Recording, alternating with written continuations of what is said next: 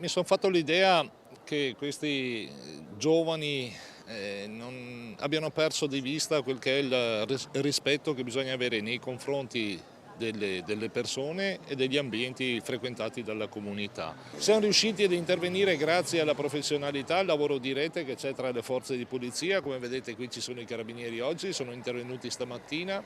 Registro che c'è i soggetti coinvolti non sono di Castelfranco, quelli di stamattina, così come non sono di nazionalità italiana. E vorrei approfittare di questa occasione per fare un appello alle varie associazioni che rappresentano le comunità straniere a Castelfranco e non solo, anche in provincia, visto che appunto non sono di Castelfranco i ragazzi di stamattina, di lavorare in rete, perché quel percorso di integrazione che sinora tutto sommato ha consentito di avere una città sicura non venga minato da questi fatti che poi sono isolati, però fanno male a tutte le comunità. C'è bisogno di lavorare in rete non solo con le forze dell'ordine che poi sostanzialmente fanno repressione, ma anche in termini di prevenzione. Invito tutti a fare la propria parte, perché non passi il messaggio che ci siano giovani stranieri che non si comportano bene, così come